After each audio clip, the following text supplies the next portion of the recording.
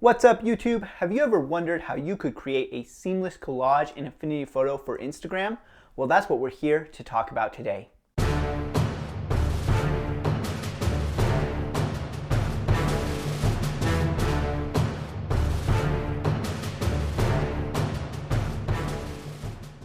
Welcome back. My name is Ben Nielsen. I'm a media design educator, and today we're talking all about how to create a seamless collage carousel for Instagram using Affinity Photo. In this tutorial series, I'm taking a look at other tutorials on YouTube that deal with the Adobe programs, and I'm trying to recreate those tutorials in the Affinity programs to see if we can use Affinity to create the same things that people are creating using Adobe programs. So I have to give a shout out to the channel Donna Did It for showing me how to do this in the first place. And you can find the link to the original video right here.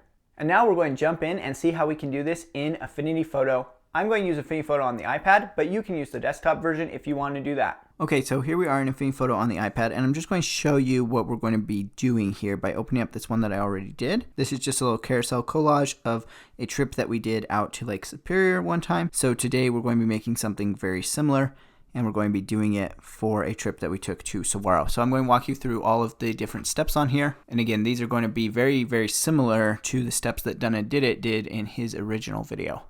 So the first thing obviously that we're going to need to do is go ahead and set up a document. So I'm just going to hit the plus to make a new document, and I'll just click new document. So we're not going to start with a photo, we're going to start with our document, and then we're going to bring our photos in. And we're just going to set up a custom document, and we want to do this by pixels. So go ahead to where it says inches and change that to pixels. And sorry, it is storming here quite a bit, so if you hear some rain coming through on the microphone, that's what's going on there. Then we just need to go ahead and change this to the correct width and height. So the biggest pictures that you can have on Instagram, and the ones that you want for something like this, are going to be in the 4:5 aspect ratio, and we want to kind of max this out. So according to Donna Did It, the best size here is going to be a 1350 by 1080 times 5, because each image is going to be 1080 pixels wide.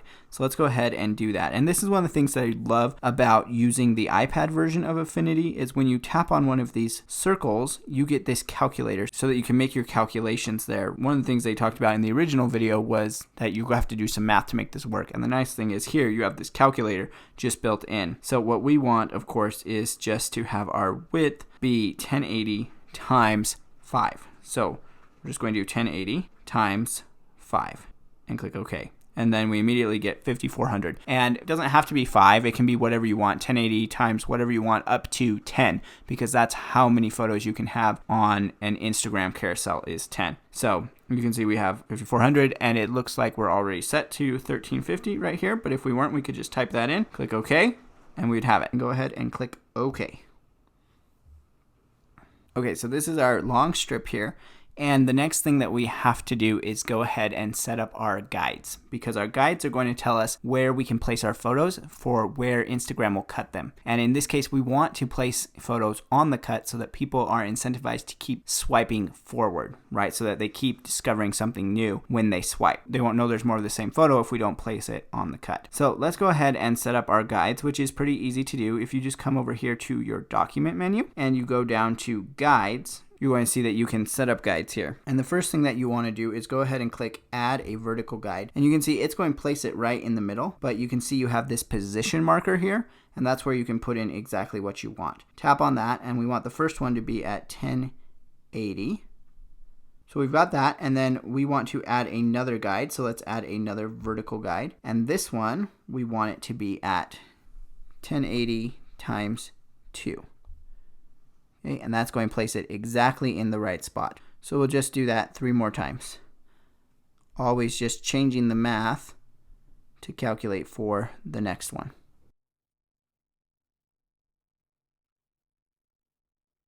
And we probably don't really need this last one just because it goes right to the end, but I'm just going to put it there just for the sake of having it be complete. So you can see it's right there on the end. And so now we can go ahead and we'll know based on these guides where we should place our images. So the next thing that we need to do is go ahead and bring in our images. So if you go up to your edit menu, you'll find the place command, and you're going to choose place from photos or place from cloud depending on where your images are. Mine are in my photos, so I'm going to go there, go to recents, and I'm going to go ahead and bring them in. Kind of want these more scenic ones to be my main background ones.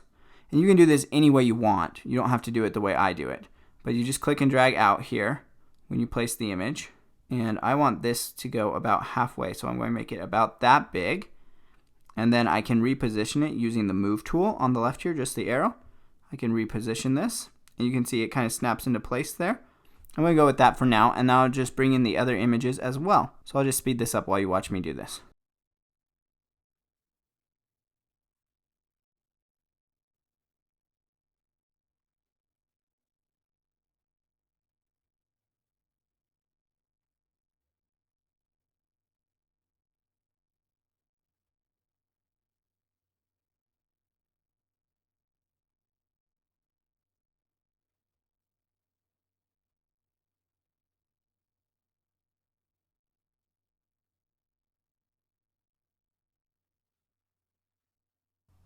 Okay, so I've gone ahead and I've placed 5 images here, and you can place these however you want them to be, and you can rearrange them. The important thing is just make sure that you have some overlap in each of these areas so that they keep going forward.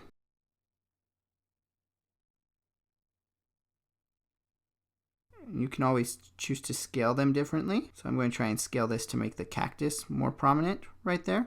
And most of the time your images are going to be a lot higher resolution, so you have plenty of room to play with, assuming that you were taking them, with a good camera and everything. Okay, so of course you could do anything else that you want to do in Affinity Photo here, like you could add masks or add text or anything that you want to do. You could add any kind of filters or adjustment layers to adjust the way that your photos look. But these photos have already been edited, so I'm not going to go ahead and take any of your time to do that right now. But the next thing that you have to do once you've placed these all in the way that you want them to be is you need to go ahead and export them, but you have to do it using the slice tool, so that you can export all 5 of them as separate images, which is what you need for Instagram. So let's go ahead and do that now. The slice tool is actually going to be found under the export persona, which is the last persona along the top. So go there, and you'll find the slice tool on the left. You can go ahead and we can actually make a slice. So we can just click and drag. It's just like a marquee tool, and we're just going to try and get it right there on the guide. Now I do have snap to guides turned on, but for some reason it won't snap the slice to the guide. So we need to watch it and see how close we're getting.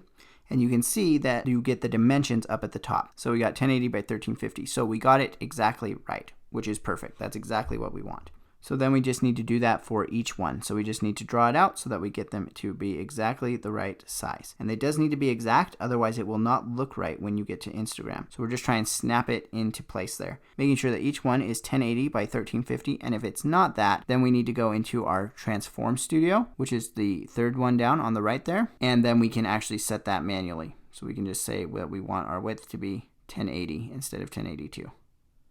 And you can see it just shrunk up a little bit. We can zoom in with a pinch to see if we're right there on the guide, and we are. So then we can just go ahead and draw the next one. You can see I'm always drawing from the next guide down because I don't want to accidentally adjust the other slice when I get there by accident. So, and then I can just snap to that slice. And you can see we're not getting exactly right, so we just fix it in the transform panel. Go on to the next one.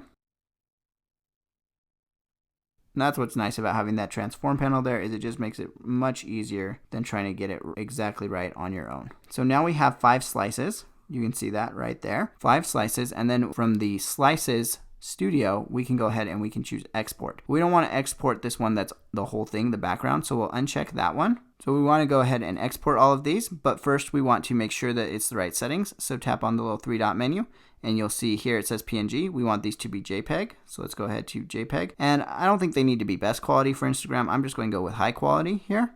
And then I'm just going to go ahead and hit export all.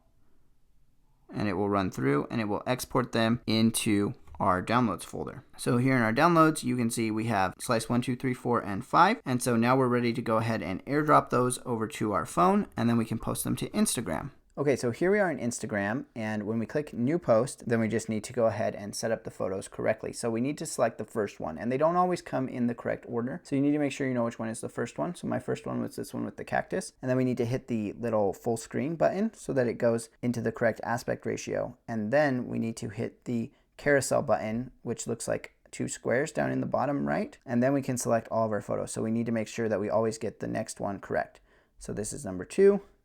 This is number 3, this is number 4, and this is number 5. And so now we have photos 1 through 5. We're ready to go. We can go ahead and hit next, and then we can look at them and make sure they're lining up correctly. Now remember, it does show those black bars when you're doing this, but it won't show that in the actual carousel. All right, I hope that you enjoyed that tutorial and that you were able to follow along and build your own seamless collage for Instagram. Make sure that you go ahead and check out that original video from Done Did It as well. If you like this video, make sure that you show me by giving it a big thumbs up. And if you like videos like this one, go ahead and subscribe because there will be more where this came from. If there are other tutorials that you've seen that you'd like me to try and duplicate in Affinity, go ahead and let me know that in the comments as well. And don't forget, if you're trying to learn how to use any of the Affinity programs, go ahead and check out my courses, which are linked in the description to this video. Thanks so much for watching, and I will see you in the next video.